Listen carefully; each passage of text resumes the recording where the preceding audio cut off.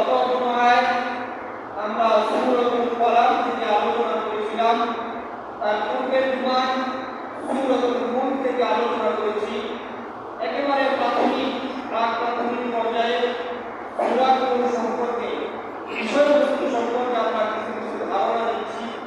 তারই ধারাবাহিকতায় সূরাতুল কলামের পরবর্তী সূরা অর্থাৎ কালামুল্লাহ শরীফ কোরআনে মাজিদের 69 নম্বর সূরা, আজকের আলোচ্য বিষয় সূরাতুল হাক্কা থেকে আমরা কিছু আলোচনা করব।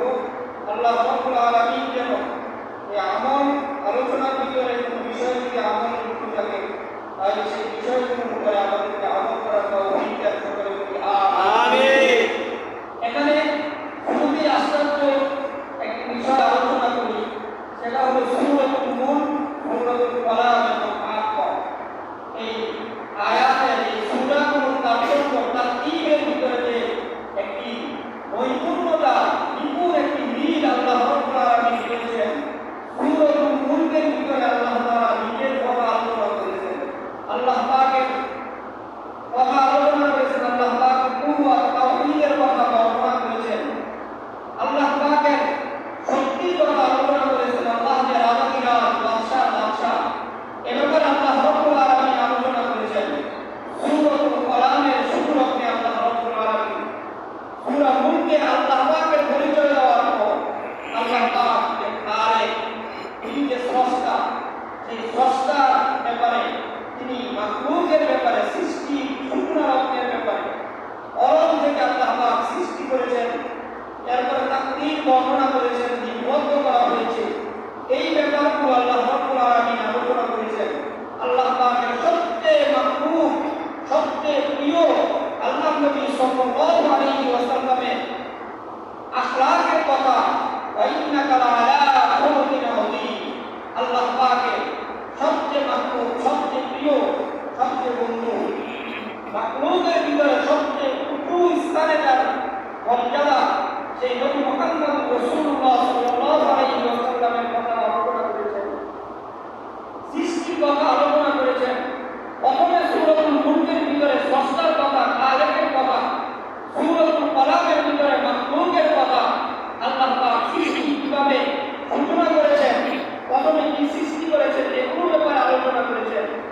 এর ধারাবাহিকতায় সূরাতুল হাক্কাতে এসে 69 নম্বর সূরায় এসে আল্লাহ পাক গোটা দুনিয়ার মানুষকে একথা মেসেজ দিচ্ছেন যে এই দুনিয়া যা তোমরা দেখতেছো, বিশাল বিশাল অট্টালিকা, বিশাল বিশাল পাহাড় পর্বত, আসমান, সূর্য, নক্ষত্র, এগুলো যা দেখতেছো, এগুলো যেরকম আমি সৃষ্টি করেছি, একদিন এগুলো সব আমি নিঃশ্বাস করে দিব, সব আমি ধ্বংস করে দিব, একদিন আমি এগুলো কিছুই রাখবো না, সব কিছু আমি মেসাকার করে দিব।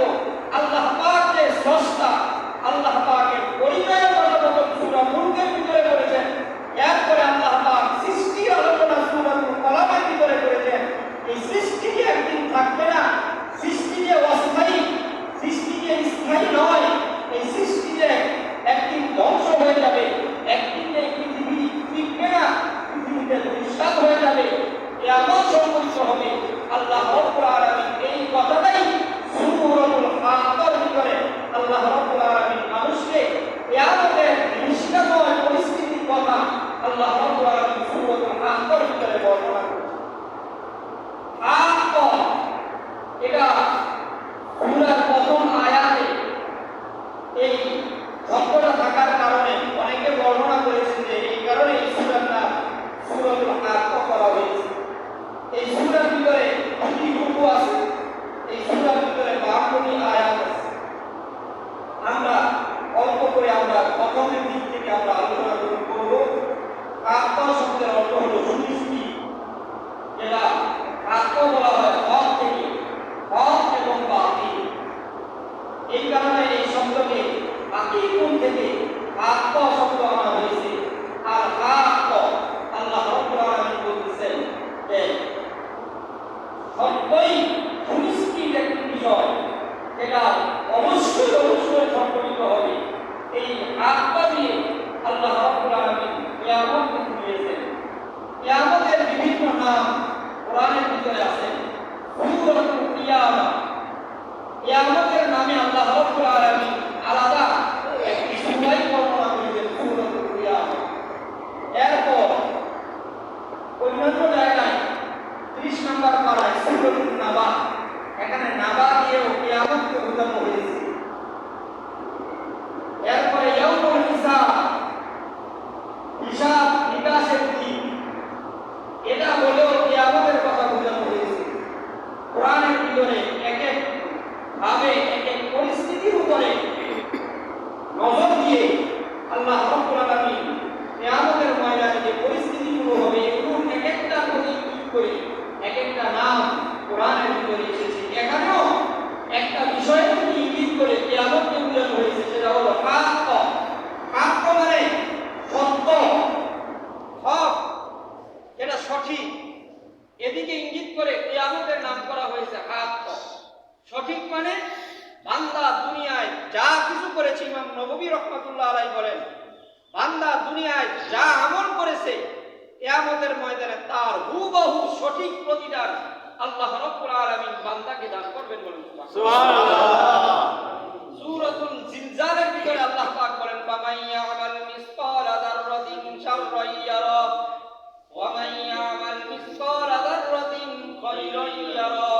বান্দা যদি ভালো যাররা থেকে যাররা পরিমাণ ভালো করে ভালোটাও পাবে, বান্দা যদি যাররা থেকে যাররা পরিমাণ খারাপটা অনুপরিমাণ কেউ খারাপ করে এই খারাপের প্রতিদানও কাল কিয়ামতের ময়দানে দেওয়া হবে। এজন্য এখানে হক হক হক বলা হয়েছে। বান্দা তোমার যা হক সব তোমাকে দিয়ে দেওয়া হবে, তোমার হক থেকে কোনো কিছুই কমতি করা হবে না।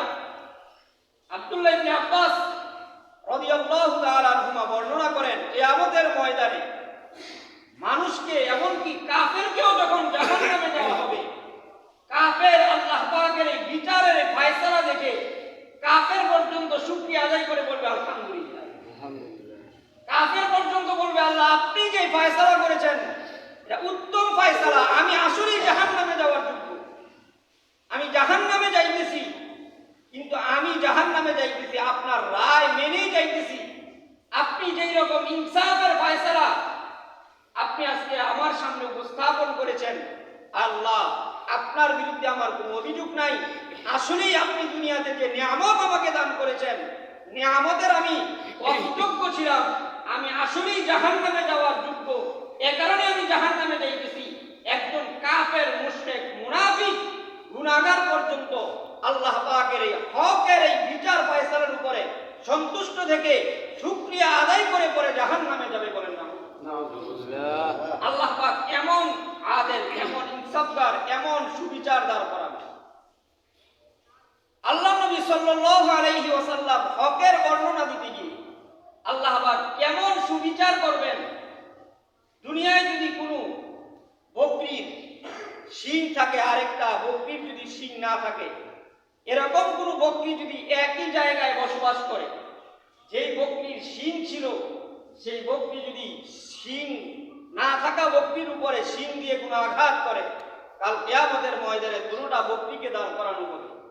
যেই বকরির শিং ছিল না, আল্লাহ রাব্বুল আলামিন ওই বকরিকে শিং দান করবেন। যেই বকরির শিং ছিল ওই বকরির শিং আল্লাহ পাক কিয়ামতের ময়দানে উঠিয়ে নেবেন। যেই শিংওয়ালা ব্যক্তি বকরি জুলুম করেছে শিং সারা বকরির উপরে, তাকে শিং দিয়ে ওই পরিমাণে শিং দিয়ে আল্লাহ রাব্বুল আলামিন বলবেন, দুনিয়ায় তোরে আমি দুর্বল করেছিলাম, তাকে আমি সবল করেছিলাম, তার শরীরে যেই পরিমাণ শক্তি ছিল তোর শরীরে আমি ওই পরিমাণে শক্তি দিলাম, তার মাথায় যেই পরিমাণে শিং ছিল তোর মাথায় ওই পরিমাণে শিং দিলাম, দুনিয়ায় তোকে যেই পরিমাণে আঘাত সে করেছে তুই কিয়ামতের ময়দানে ওই পরিমাণে আঘাতটা করে তারপর তুই তার প্রতিশোধ নে। ওই শিং সারা বকরিটা মাথার ভিতরে যখন শিং হবে, তখন ওই দুনিয়ার শিংওয়ালা বকরির কিয়ামতের ময়দানে শিংবিহীন অবস্থায় থাকবে, তাকে ওই পরিমাণে আঘাত করবে। আল্লাহ পাক একটা বকরিকেও ইনসাফের সাথে বিচার করে গোটা দুনিয়ার সমস্ত হায়াওয়ানগুলোকে এইভাবে বিচার ফয়সালা করে আল্লাহ রাব্বুল আলামিন বলবেন, যা তোমরা এখন মাটি হয়ে যাও। যখন এই নির্দেশ দিবেন সাথে সাথে সমস্ত হায়াওয়ানাতগুলো, সমস্ত সব জীব জানোয়ারগুলো, প্রাণীগুলো মাটিতে পরিণত হয়ে যাবে বলেন সুবহানাল্লাহ। এজন্য কিয়ামতের ময়দানে প্রত্যেকের হকটা দেওয়া হবে, প্রত্যেকের হক বুঝিয়ে দেওয়া হবে। যার যতটুকু প্রাপ্য ততটুকু কিয়ামতের ময়দানে বুঝিয়ে দেওয়া হবে। এ কারণেই আল্লাহ রাব্বুল আলামিন এই সূরার শুরুতে আল হাক্ক বলে, ইয়াউমুল হাক্ক, যেদিন হক বুঝে পাবে, প্রাপ্য হক বুঝে পাবে, যার যার হক যে বুঝে পাবে, ওই দিনের কথা আল্লাহ রাব্বুল আলামিন ইঙ্গিত করেছেন। এখন দুনিয়ার বিচার ফয়সালায় হয়তোবা কেউ টাকার জোরে মামলা করলে অথবা কোনো আইনের ফাঁক করে যার ক্ষমতা আছে, ক্ষমতার বাহাদুরি দেখিয়ে, টাকার দাপট দেখিয়ে হয়তোবা সে পার পাইতে পারে। আল্লাহ পাক বলেন আল হাক, এমন এক দিন আসবে যেখানে কোনো টাকার, যেখানে কোনো ক্ষমতার ফাঁক ফুকর দিয়ে কোনো জালেম মাজলুম ব্যক্তিকে পার পাওয়ানো হবে না, বরঞ্চ যার যে হক আছে, যার যতটুকু প্রাপ্য আছে ততটুকুই আমি আল্লাহ তাআলা তাকে বুঝিয়ে দিব। ব্যতিক্রম আল্লাহ রাব্বুল আলামিন যদি কারো উপরে দয়া করে, কারো উপরে যদি আল্লাহ রাব্বুল আলামিন দয়ার নজর করে, সেটা আল্লাহ রাব্বুল আলামিন ছোট্ট ছোট্ট উসিলা দিয়ে, অবতাবু ইলাইহিল ওয়াসিলা, আল্লাহ রাব্বুল আলামিন কাউকে কোনো কোনো ওসিলা দ্বারা আল্লাহ রাব্বুল আলামিন মাফ করে দিবেন, সেটা ব্যতিক্রম। কিন্তু যারা কাফের, মুশরিক, মুনাফিক, আল্লাহ পাকের সাথে যারা নাফরমানি করেছে, বিশেষ করে যারা কিয়ামতের ময়দানকে যারা অস্বীকার করে, ওই সমস্ত ব্যক্তিদের ব্যাপারে আল্লাহ রাব্বুল আলামিন বলেন আল হাক, তোমাদেরকে পরিপূর্ণতা দেওয়া হবে ওই দিন, যেদিন কিয়ামতের ময়দান